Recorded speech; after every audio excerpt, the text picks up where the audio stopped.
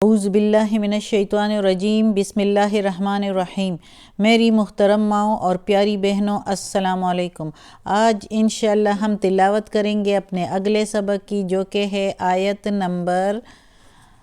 286، جو کہ لاسٹ آیت ہے سورہ بقرہ کی۔ تو آج انشاءاللہ سورہ بقرہ مکمل ہو جائے گا۔ انشاءاللہ اللہ کے حکم سے اللہ ہمیں توفیق دے کہ اس پر عمل بھی کرے۔ سورہ بقرہ میں ماشاءاللہ بہت زیادہ زندگی کے معاملات کے بارے میں اللہ تعالیٰ نے بتایا ہوا ہے۔ تو انشاءاللہ آج پڑھتے ہیں۔ پڑھنے سے پہلے میں آپ کو بتا دوں کہ سبسکرائب بھی کریں اور بیل کو کلک کریں تاکہ اگلی ویڈیو آپ کو آسانی سے ملتی رہیں۔ تو شروع کرتے ہیں۔ اعوذ باللہ من الشیطان الرجیم، بسم اللہ الرحمن الرحیم۔ لا یکلف، لا میننگ نہیں، یکلف وہ تکلیف دیتا ہے، یکلف اللہ، اللہ تکلیف نہیں دیتا، نفساً کسی جان کو، الا مگر یا سوائے،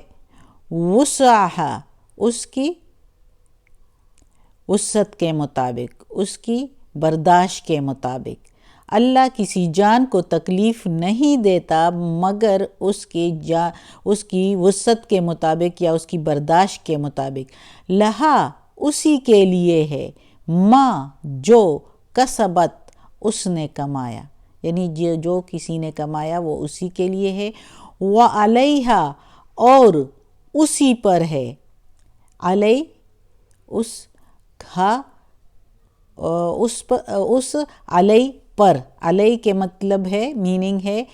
پر، اور ہا کے میننگ ہے اس، اور اس پر ہے ما جو اکتسبت جو اس نے کیا، جو اس نے عمل کیے، جو اس نے کمایا۔ ربنا اے رب ہمارے، لا نہیں، تو خذنا تو پکڑ ہم کو، تو آخذ تو پکڑ نہ ہم کو، ربنا لا تواخذنا اے رب نہ تو پکڑ ہم کو، ان نسینا یہ کہ جو بھول چک ہو، او اخطأنا جو خطا ہم سے ہو چکی ہو، اخطأ خطا یا چوک جو غلطی سے ہو جائے، نہ ہم سے، نسی بھولنا اور نہ کے میننگ ہے ہم۔ ربنا اے رب ہمارے، ولا اور نہیں، تحمل تو بوجھ ڈال، علینا اوپر ہمارے، اسرن بوجھ ڈالا تھا، کما جیسے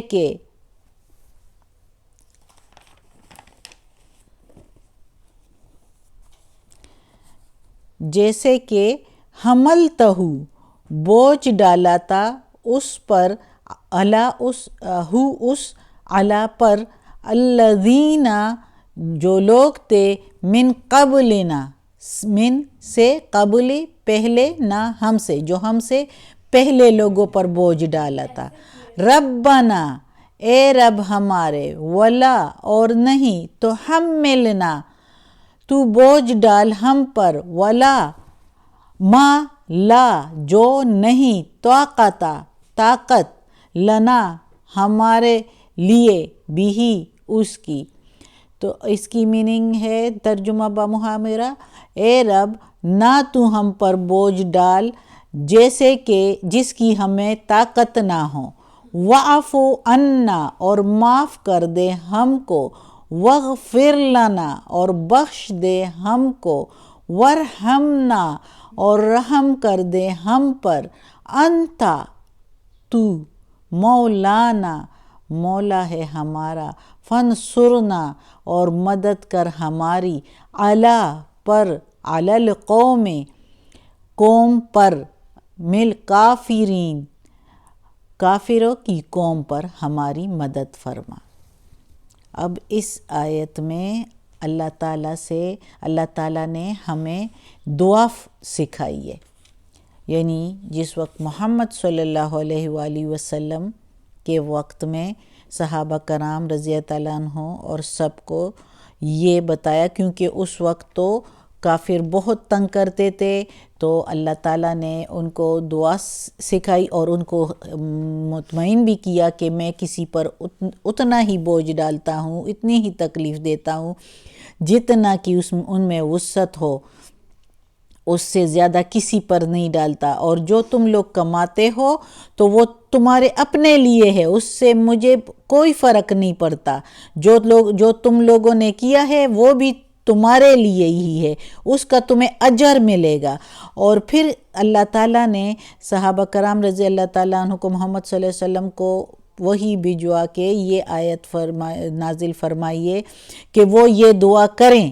اور اس سے صرف ان کے لیے نہیں بلکہ ساری امت کے لیے جو 1400 سال گزر چکے ہیں اور اب ہم ہیں، تو یہ ہمارے لیے بھی ہے کہ ہم بھی یہ دعا کریں۔ یہ اللہ نے ہمیں سکھائی ہے یہ دعا کہ ایسے دعا کرو کہ اے رب ہمیں نہ پکڑیو کسی بھول چوک پر، یعنی جو ہم سے غلطی سے انجانے میں جو غلطیاں ہو جائے، بھول ہو جائے، تو اس پر ہمیں نہ پکڑ، اور یا اللہ ہم پر وہ بوجھ نہ ڈال جو ہم سے پہلے قوموں پر ڈالی تھی۔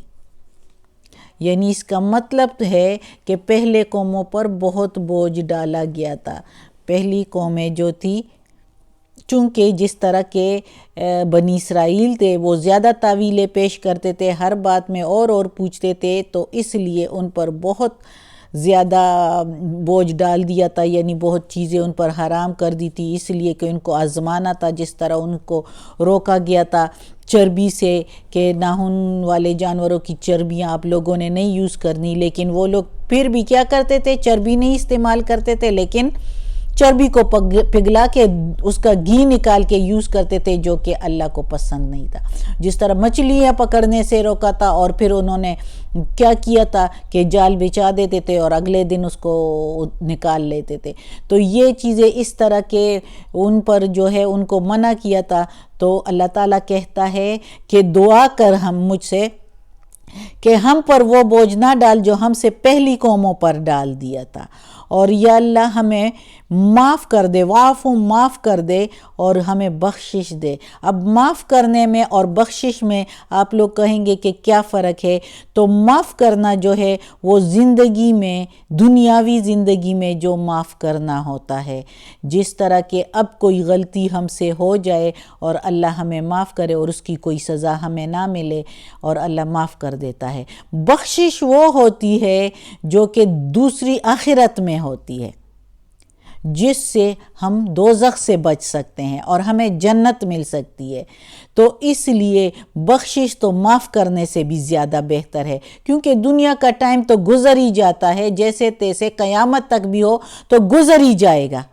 لیکن بخشش جو ہے، آخرت کا جو عذاب ہوگا وہ کبھی نہ ختم ہونے والا ہوگا۔ اس لیے اللہ تعالیٰ کہتا ہے کہ معافی بھی مانگو، وَاعْفُ عَنَّا، اور بخشش بھی مانگو، وَاغْفِرْ لَنَا، ہمیں بخشش دے دے، وَارْحَمْنَا، اور ہم پر رحم کر دے، اپنی رحمتیں کر دیں، یعنی دنیا میں خوشی اور آخرت میں بھی خوشی، جائز طریقے سے۔ اور اللہ ہے مولا ہمارا، سب کچھ اللہ کرنے والا ہے، اور اللہ ہی ہماری مدد کر سکتا ہے دوسری قوم،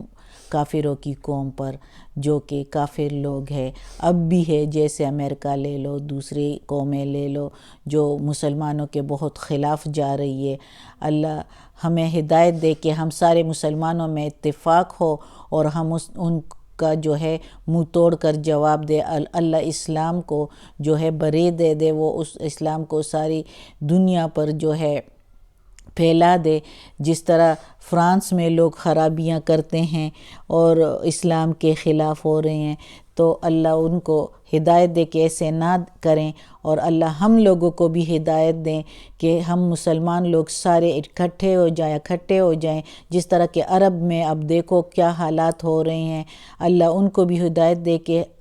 وہاں تو اللہ کا گھر ہے، وہاں تو مسلمانوں کے اکٹھا ہونے کے، دنیا میں کتنے کتنے قسم اور تہذیب کے مسلمان ہیں، کتنے کتنے ثقافت کے لوگ وہاں پر آتے ہیں تو جمع ہوتے ہیں،